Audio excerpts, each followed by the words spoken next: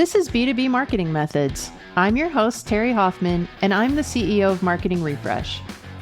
Let's face it, embracing digital marketing is daunting. This podcast was created to make it more approachable.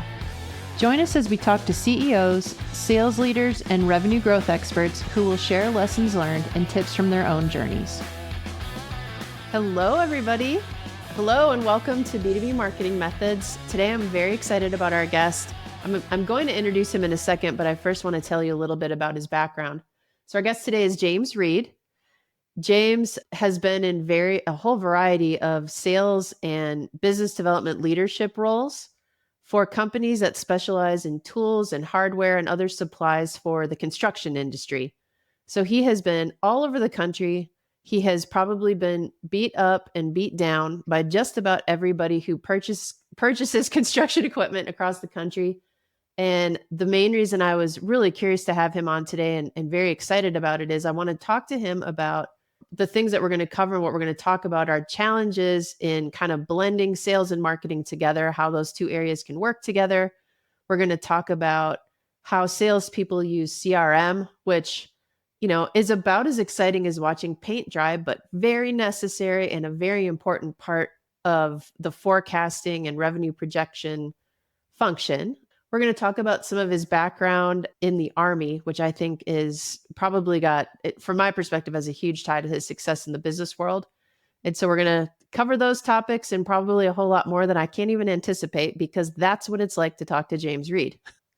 You never totally know where that conversation is going, and that's what's fun. So James, welcome to B2B Marketing Methods. I'm really, really pleased you could take some time to talk with me today. Thanks for having me, Terri. I'm pumped to be here. I've been looking forward to it. Okay, good. I know you're all hooked up with all the technology. I know. We're all set. You're looking First time sharp using today. Headphones. Oh my God, this will be awesome. Okay. This could be awesome. Well, the first thing I want to do before we dive into topics is just help our audience get to know you a little bit better. I think one of the most intriguing parts about your background starts really before your professional career in the business world started. So I'm going to take us back here. Talk to me about your career in the military. And because I know you personally, I know your career in the military actually started way back at probably age 13 or 14. 13. That's 13? Right. 13. Yeah.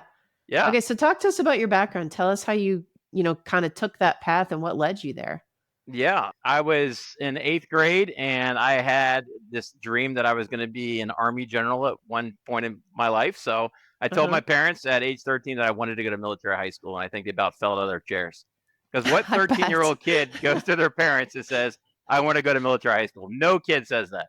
So they were obviously open to the idea. One of my grandfathers had gone to this military high school in Central Virginia. So we went and toured the school. I loved it. Fell in love with it immediately. Spent 4 years going to military high school. And I loved it, which is probably not the typical case. And then I went to the Virginia Military Institute for college, which is about an hour away from where I went to high school. So I went to 4 years of military college and loved that as well. Quite the experience, different college experience. So I spent, 4 years in military high school, 4 years in military college, and straight into the Army. And was an Army officer for about 7.5 years between active duty and reserves. And so from age 13 until I think I got out of the Army, and I was late 20s. So it was a long experience. Yeah. And I mean, so anytime I spend time with James, I probably drive him crazy because all I do is ask him questions about that experience because I just find it so interesting. I don't have any experience being in the military, and I always just want to learn more about what people go through and what type of training they get and how they think it has prepared them. So I pepper James with questions constantly about his time in the military just because I find it so interesting. But I mean, James, talk a little bit more about some of the specialized training you went through in the Army, because I mean, it was rigorous. Yeah. I was a pretty, believe it or not, and this will blow your mind, Terri, I was a pretty shy person in high school and college. I really was. I was not an outgoing person at all. Okay. So I decided when I got into the Army, I was going to, it's the Army slogan of the 90s, be all you can be. And I was going to be all I could be. So I decided to go through as much training as humanly possible, do as much as crazy things, jumping out of airplanes, rappelling out of helicopters, anything I could possibly think of just to get me out of my shell. And I think I even took it to the extreme where by the time I ended up getting out of the Army, I was like just a wild man, crazy wild man.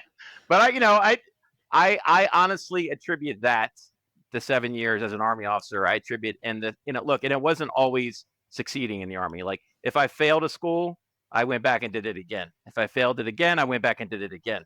So I made myself get out of my shell and turn into who I am now. And I think that I attribute just about all of that to the way I am now in my professional career in sales. So I would not be doing well in sales if I had not done that 7 years as an Army officer for sure.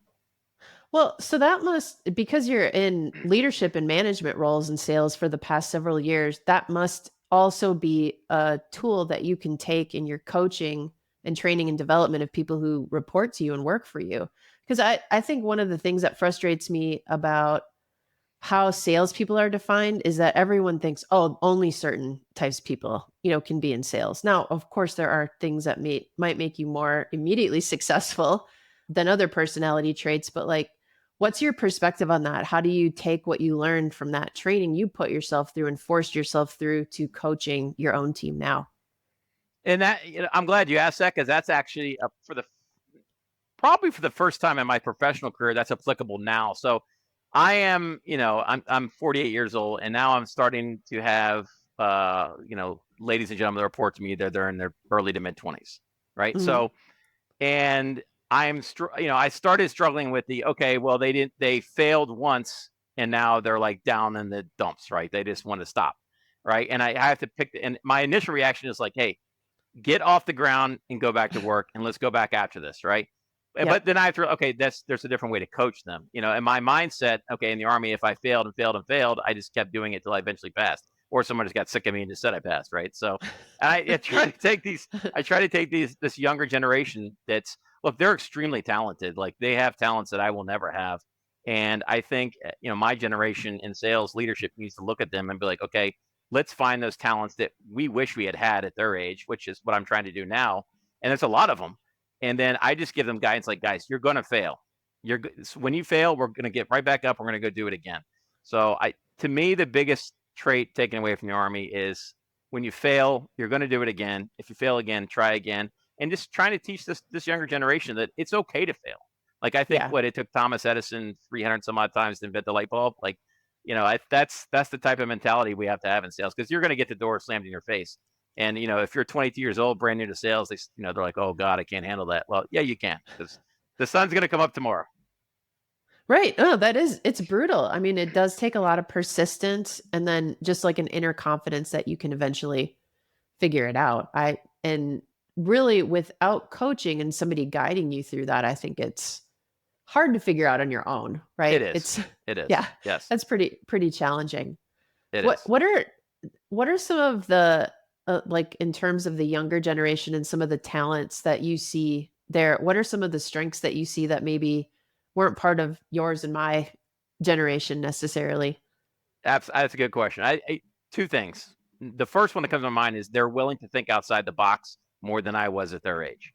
Like I think the sales world was much more regimented back when I got into it in 2004. Like it was, we're gonna give you a pager, and someone's gonna page you, and you're gonna pull over and you try to call your customer from a payphone, right? And then if you earn a cell phone, we'll give you one in a couple of years. And there was a like you had a sales book that was probably that thick, right? Yeah. Customer says no. Turn to page 642, paragraph 6, section 3 on how to respond. Right. That's basically what it was, because that's how we did it in the 70s and the 80s, and it's going to work in the 90s and 2000s. Right. Today's generation, like they are quick on their feet, and they're like, okay, well that didn't work. Let's just try this. I was thinking about this last night, James.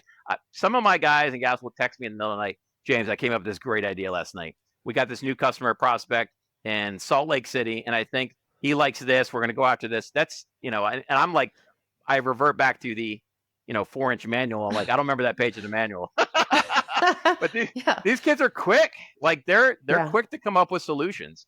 And then the second thing I love about them is their aptitude for social media and social media marketing. Like I would have never had any kind of mind for that whatsoever. Oh my gosh. Okay. Well, you just set up two great areas that I want to go into more for sure. Because as a marketer and someone who, tends to first look at things from a marketing perspective, one thing that I'm always thinking about is how buying has changed, right? How has Oh decision yeah, making changed? It's way more complicated than it very. used to be. And I think that's one of the reasons that kind of book that you're referring to jokingly, that those moves won't always work anymore because the way people go about buying has changed Yeah. so dramatically. How have you seen, like, what would your comment be on that about how decision making and buying has Oh changed? wow. Yeah, it is night and day. And this is my 21st year as a sales professional, and it has changed, I would say, over the last 3 years the most dramatically. So the buyers are younger now, right? So the buyers a lot of times are in their mid to late 20s, early 30s. They relate more to, okay, I need to some of their questions now, like I would always approach and say, let me download your pricing. Let's go over your pricing. No, just show me where I can click on a link and go to it. I'm like, oh, that's right. Okay, you would prefer. There's less, right? I'm the old generation. It's like, let's go have a steak. Let's go do 18 rounds of golf, and then we'll discuss how we're going to set your program up, right? And they're like, no, just give me a click. You can send me a coupon for Applebee's and just send me a link where I can click on to go look at my pricing, and then we'll call it the day. Like it's much more computer and web based now, the purchasing, and that's Yeah, something that I've had to wrap my head around because I'm still, to me, it's always lead with a relationship, which it still happens, right? I'm not right. saying it's dead, but the generation now that's buying, it's click on a link, download my pricing, let me look at my mins and maxes, I'll compare your pricing against someone else, and I'll call you back. Okay. Yeah. Well, and I mean, I think in a perfect world, if your company has a great value proposition, you can blend that into the relationship and not just make it about price, right? You have to Absolutely. blend those two together for sure. Absolutely. Yeah. Yeah. Absolutely. Yeah. I still to this day I will always lead with relationship. To me, that's people buy off people that they like being around, or people buy off people they like. That's just, and Yeah. that I don't think that will ever change. Yeah.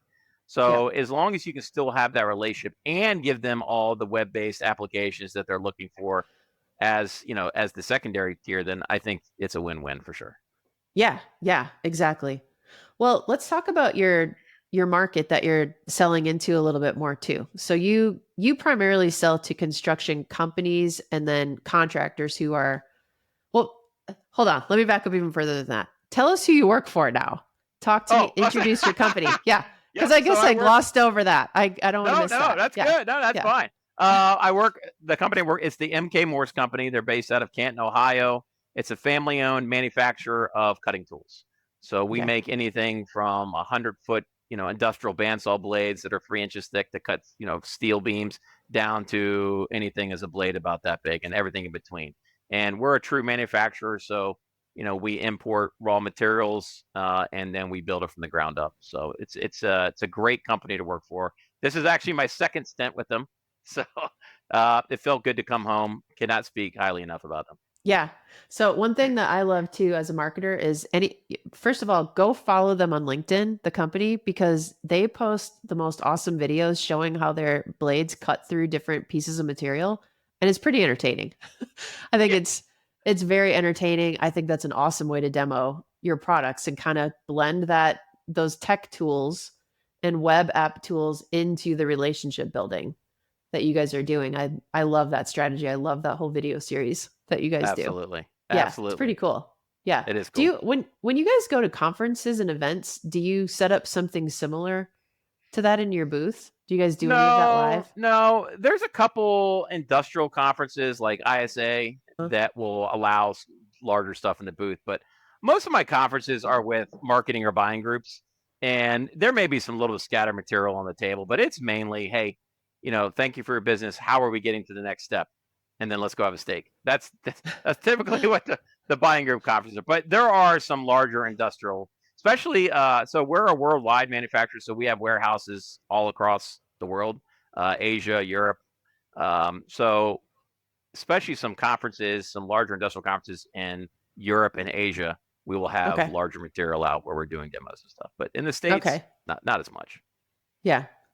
And so who tell me a little bit about the team who works for you. How many different what do you call the job role of like the people who are in sales roles? Are they account managers or account Yeah, reps? account managers, territory account Okay. managers. Yep. Okay. Yep. And we we have covered. So I manage North America. So I have Canada and the US. So we have account, and we use a hybrid approach. So we'll have direct employees, direct sales, and then we also have manufacturers rep agencies that work for us. So they're basically 1099 employees that will, call on our customers. And there's a mix throughout all of North America, but we have all 50 states covered and all 9 provinces in Canada. Okay. And your job is to oversee that revenue growth for Correct. basically all of North America. Wow. Correct. Yeah, that's a lot. Yeah. And with all the It's construction going on, there's a lot of construction happening in the country right now, right? Yes, absolutely. Yeah. Yeah. What are some of the hot markets that you guys are looking to grow in right now, or that are growing? I mean, some of the hot markets right now are, and it's kind of a shift that you see going on in the United States right now. There's a lot of people moving from the West Coast to the Southeast. There's a lot of people from the northern states, New York, Illinois, Ohio, moving down to the South. So, in all honesty, the hottest market in the U.S. right now is Nashville, Tennessee, hands down. That market is unbelievably hot. And then Florida will always, the markets, every major metropolitan area in Florida will continue to be hot. This is the way it is. The major markets in Texas, whether it's Dallas, Fort Worth, Galveston's hot, Austin's extremely hot. That's a big market for us. And then you're going to have the holdover markets that will always, just sheer volume. L.A., Chicago, New York, right? Those are just sheer volumes. But there are some areas that we're weaker in that, you wouldn't think this is like something we would want to chase immediately, but like the Great Plains area, that's something that we're working on. Hawaii, believe it or not. I mean, we had almost no market share in Hawaii. That's been a hot market for us. We are currently in discussions with the largest distributor in the state of Alaska, working with them. So right now I'm more of let's fill in some of the missing pieces. We're trying to maintain the hot markets, but we're also going after a couple of the little missing pieces. Okay. Well, so it sounds like you probably have to recruit some people to be in those account manager roles. What kinds of things do you look for that would make for, like, if you were going to pitch to somebody who wanted to come to work for you, what would you tell them? Like, what are you looking for and why should they work for you? I would say, okay, first of all, what am I looking for? And I've been this way since I started as a sales manager back in 2004, but I don't care if you know the product. I really don't care because I could teach you the product, right? All I care about is what your drive is. What's your level of drive? Do you get up in the morning and are you ready to roll? Are you ready to rock? You're ready to crush it. Like domination 101. Like that's all I care about. And I could tell immediately within 30 minutes of talking to someone whether they have the mentality or not. And it doesn't matter the age. This person could be 18, this person could be 80, right? It doesn't, I don't care. If you have that drive, I'll teach you everything else. You don't need to know my CRM system. You don't need to know my product. You don't need to know how to make a basic sales call, right? I just need you to want to have drive, energy, enthusiasm, everything else I can teach you. Yep. And then as far as the second part, why come work for us? It's the reason I came back to MK Morse. It's, you're part of a family. I mean, we're 467 strong and it's all family. Like we're just one giant family. No matter what, I can call the president. I can call him on a Saturday and say, hey, I got an issue, or I have a personal problem. Can I talk to you? And that goes from the president all the way down to, the shop foreman and the shop leaders. Like it's all the way in between. It's a great organization to be part of. We make an amazing product made in America in the Rust Belt. And that's, you can hang your hat on that too. It's something to be proud of. Oh, for sure. Yeah. I love that you knew the exact employee count too, because that actually, to me, that speaks volumes. You're not saying it's like 400 or 500 people. That the fact that you knew exactly how many employees kind of says how important every single person is, right? We just had a meeting with HR about conducting stay interviews, and I knew the number. Okay, well then, good. Kudos, because now you can tell your boss you were paying attention in that meeting. Exactly. Yep. That's right. That's hilarious. Well, so let's shift gears and talk about CRM. You just mentioned it a couple minutes ago. So using CRM when you're in a sales role is important, but also like a pain, right? Talk to me about how you prioritize that, how much importance you place on it. And I know, like, if you want to talk about the specific one you're using, great. That's not needed, but I think it's just the use of a CRM in general. Yeah, no, so we currently use Salesforce, which is probably the largest CRM currently being used in the US. Yeah, so I have used, and some of the other previous companies I worked, we had to use Salesforce before, and Salesforce is a great tool. It really is. I think it's one of the better CRMs personally. The issue is, and you just stated it. How do I rate the importance level of my people, inputting information versus actually going out and making sales calls, right? How much time do I want them to spend in their hotel room or on their couch typing in all the information? So, and this is funny you bring this up. We meet weekly as a company with sales management to discuss, okay, what is that, what is that fine point? Right. So some of our senior leadership feels like it should be inputted every 32 seconds. Some of our sales leadership, it's like, well, we can wait to the end of the week. And it literally, as a company, we went back and forth for months over this, like how to properly what. So finally, I said, guys, just give me a deadline. Like every Monday at noon, my entire team needs to have their Salesforce or their CRM updated from the week prior. And as long as my team has an expectation, they know the deadline, they know what the expectation is, then they can hit it. Before it was, well, do it when you can. Well, what's your version of I can? Is it right now, or is it I can do it in Yeah. a month? Right. So Right. yeah, this has been going on for quite a while right now. And I'm a firm believer in the tool and the fact that if someone leaves the company, right, they can come back after that person's gone, whoever the new hire, and we can go through this year and find all the information that we need. It's not, back in the old day when the sales manual, the person would leave, they turn in their truck, their car keys, and their book, and that, some written notes, and that's all we had. So now you're starting from scratch. With a CRM, Right. we can go back in and find all the missing information, the pertinent information. I don't like other organizations tend to use it as a tracking tool for salespeople, which I do not agree with. I mean, I know whether my people are working or not. I mean, first of all, I can open up and look at their numbers. That's a big Yeah. telltale sign there, right? But if it's used properly, it's a powerful tool. And it is just, you have to find in your company the level point that, how much time do I spend inputting versus how much time am I actually making calls. And we just agreed on one time, one date every week, spend that day updating it from the prior week, and it seems to be working. Oh, that is a really good solution. And the thing that I like is that you guys actually talked about it as a leadership team and got on the same page about it. I mean, I can't Yeah. tell you how many companies we see that spend all the money to implement it, they roll it out, they go through all the training, and then it doesn't get And, used. yeah, and then they dump it. And then they dump it. Yeah. And it's Yeah. such a giant waste of like money and time. Yes. And I think it also speaks when that happens, it kind of reveals maybe a weakness in the leadership of that Yeah. company, right? Like Yep. if you're going to invest in it, let's make it Yes. work and let's figure out Agreed. how to make it successful. Agreed. Yeah. Yep. It's So tough. yeah, I mean, we use it too, and it's hard within our company, and we see that struggle in almost every single client that we work with. Is they all have, it doesn't matter if it's HubSpot, Salesforce, Sugar CM, it does not matter. Every Yep. single company struggles with that. Do you guys have marketing campaigns and initiatives that generate leads and kind of activity into the Salesforce system that your salespeople follow up on? No. Or would you say you have target accounts that you're kind of going after? Yeah. Yes. Okay. Yep. Yep. Yeah. So in my professional selling career, it's basically split between two companies, and we both had CRMs. Neither one of the companies did we lean on the marketing department to provide any type of leads. What Yeah. we what we do, and this holds true today, is I will work with marketing. We usually meet. Well, we meet with a marketing team every week, but on a quarterly basis, we will list the targets for that quarter. So we just listed Q2's targets. We'll sit down with marketing just so marketing knows, okay, these are our targets.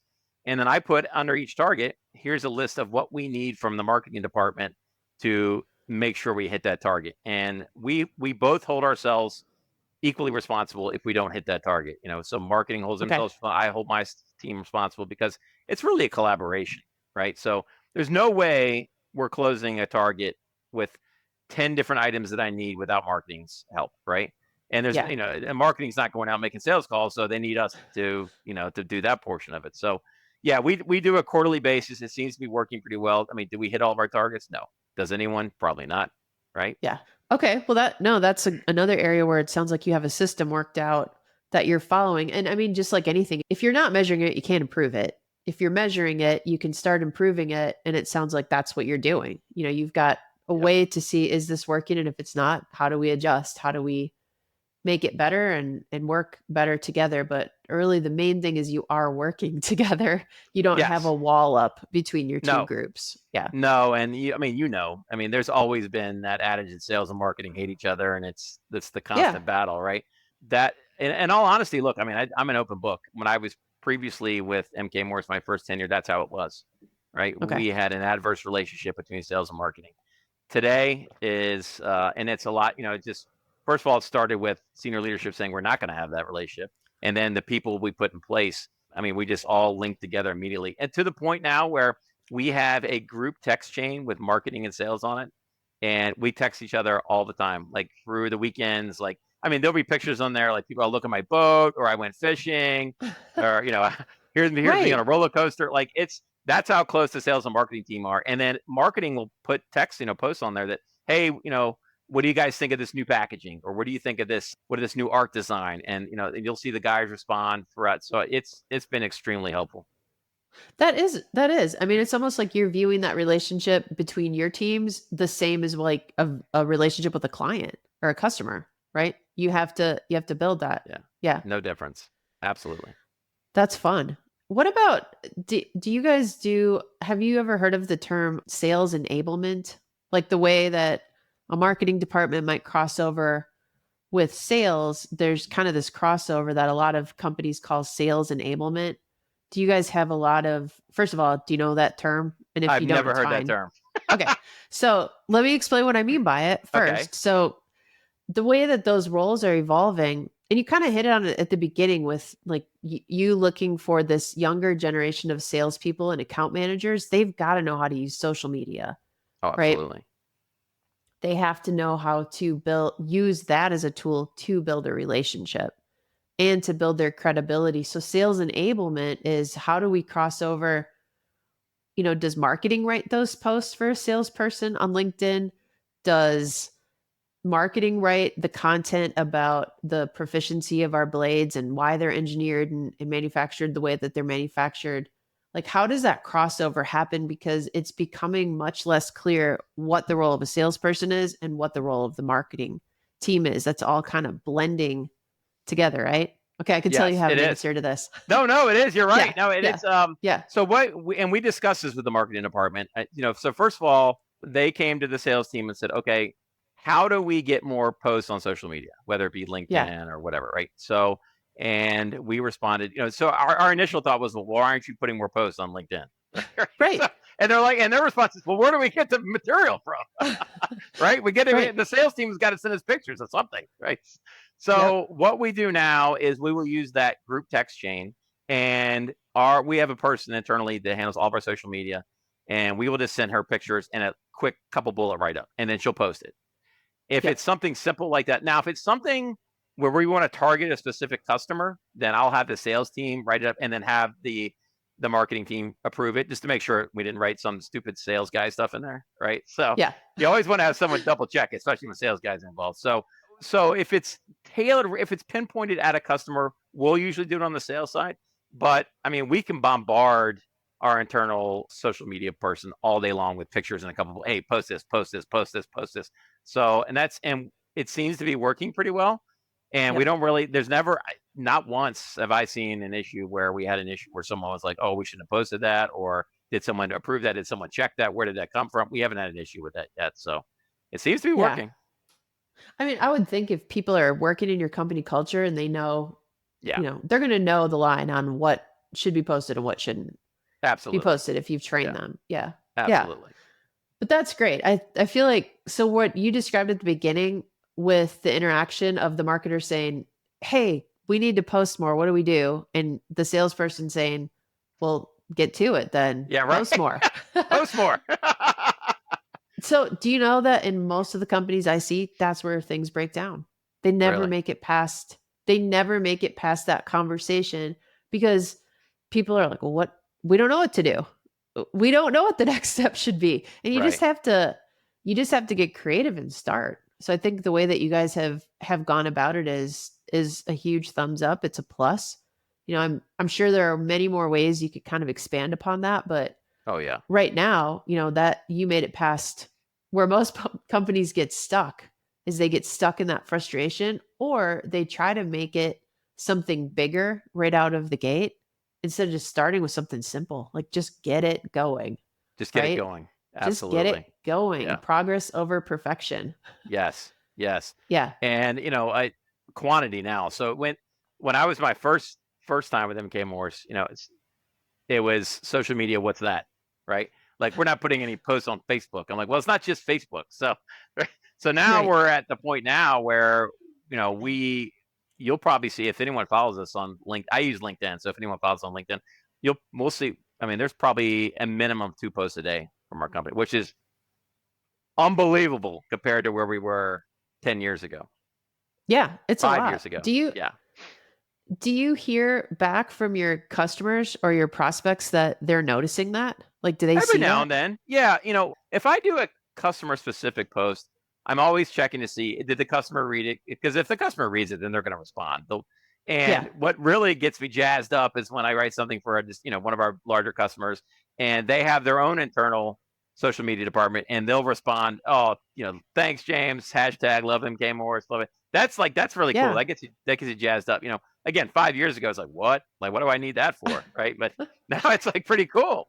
No, it makes a big difference, and it ties back to what you said. The buyers are younger, right? The Yes, buyers are 20s, absolutely. 30s, probably into their 40s, but like anywhere in that age range, they grew up on the internet. They're used to using it. They're Yes, used to using that as a tool to engage.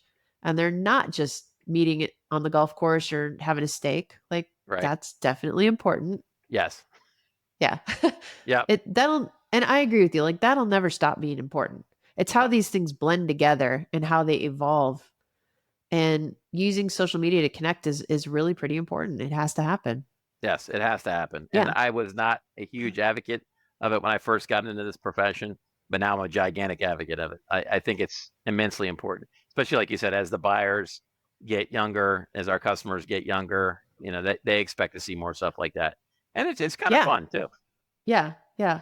I feel like we've talked about maybe some of the challenges or roadblocks you've had to get through when it comes to sales and marketing. Have you run into other challenges that have made it hard to get from like point A to point B, whatever you're trying to accomplish? We kind of talked about CRM. We talked about how sales and marketing interact.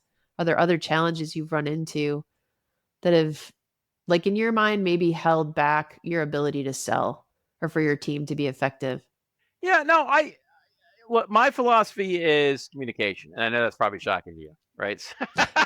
Right. So if there's ever an issue like with marketing, and they're not issues, there's just something pops up. As Yeah. opposed to writing emails and text, like I can call the head of marketing, our marketing director, and say, "Look, here's what I'm thinking. What do you think? Let's bounce it." And I'm not always right, right? And they're not always right. So if we can find some kind of middle ground, and I don't know if this is the case in a lot of companies, but our marketing department also leads up our product development department. So our product development guys report to the marketing people.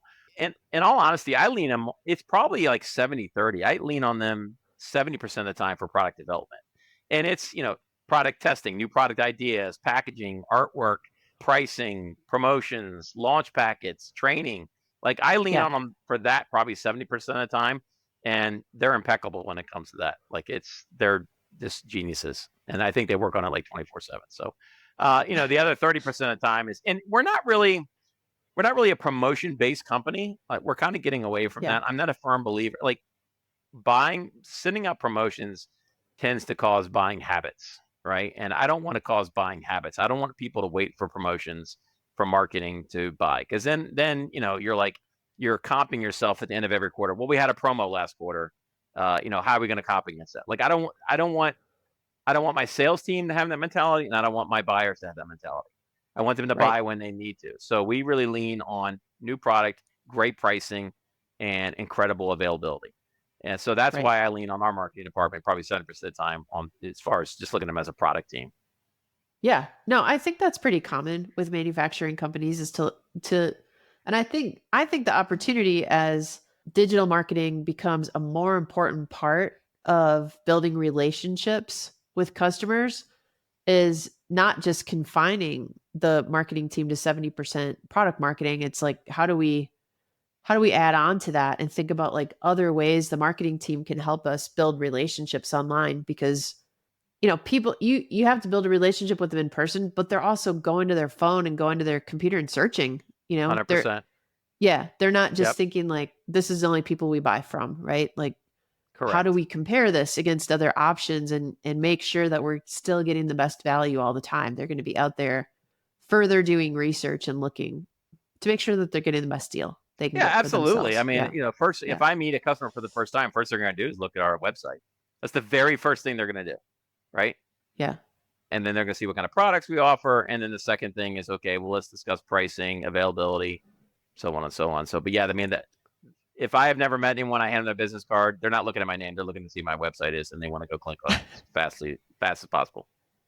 Yeah. I mean, a lot of times I bet that happens when you're sitting there in their office. Oh, with them, yeah. or on site with them. And they're looking at it and beating you up about it or saying whatever they're going to say about it. Yeah. Yeah. That's funny.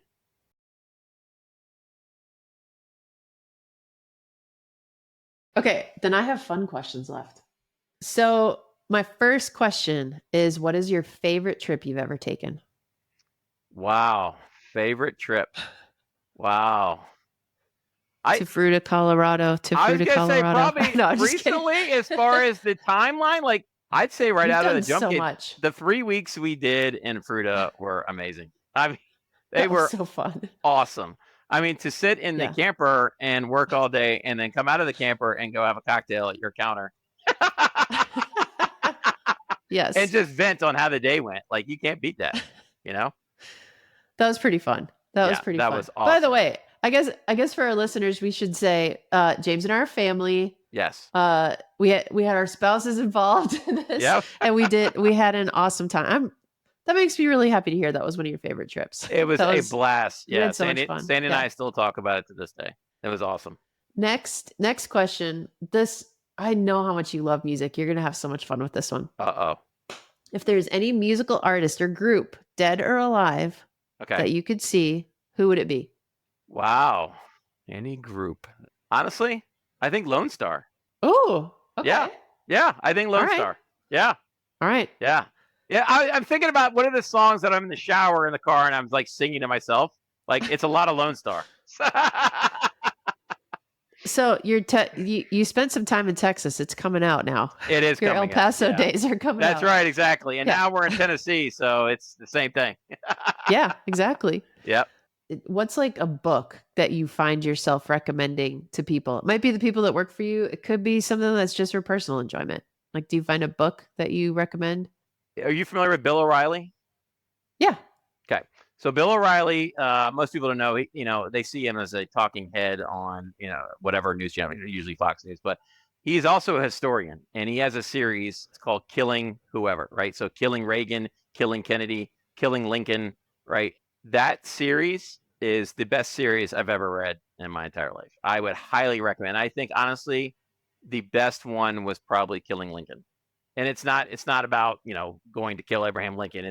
It's the background behind it and the amount of research his team does and the way he writes it is, and killing Reagan sounds weird because, no one killed Reagan. I mean, but it's about, how at the end of his term, he, sort of showed signs of dementia and so on and so on.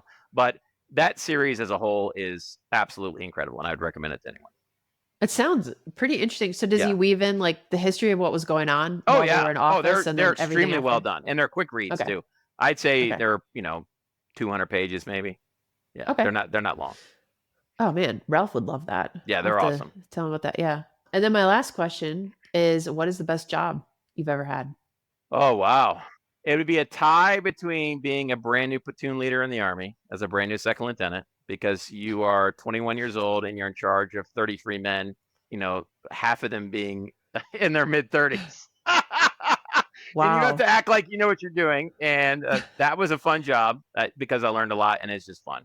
And second would be the job I'm in now. Like, I feel like I get to mentor and train and help people when they need it. My sales team, we have a pretty significant large sales team. So working with them, traveling out to work with them is probably my favorite thing. Like, getting off the airplane, they're picking me up and we have a whole agenda. We know what we're doing, and if we win, we're high-fiving and hugs, and it's very rewarding. And if we lose, then we still go have a steak and play 18 holes, and we still figure out a way to go back and win. Yeah, that goes back to what you said at the beginning. You gotta get back up. That's right. Pick yourself up and go after it again. Never take no. I tell my team every day, ABC, always be closing. And if you don't hit the C, then go back. You start all over. Persistence. Persistence is key. Yep. Yeah. Well, thank you so much, James. I really appreciate your time. I think you talked about a lot of things that I think a lot of other people in sales leadership roles are going to be able to relate to, and hopefully take something away from the ways that you've been able to solve and maneuver different challenges you've run into. So thank you for sharing everything and being open. I appreciate it. Thanks for having me, Terri. I've been excited all week. This is like the highlight of my week for sure. Good. All right. Well, take care. And oh, wait, one final thing. If somebody wanted to follow you or get in touch with you, what would you recommend they do? I'm on LinkedIn, just James Reid, REID, under MK Morse on LinkedIn. So that's probably the easiest way. Okay, great. Well, thank you, James. Have a good rest of your afternoon. Thanks, Terri. Appreciate it. Thanks for listening. Please be sure to follow us on your favorite podcast channel and leave us a review. We'd love to hear from you. You can connect with me on LinkedIn or visit our website at marketingrefresh.com.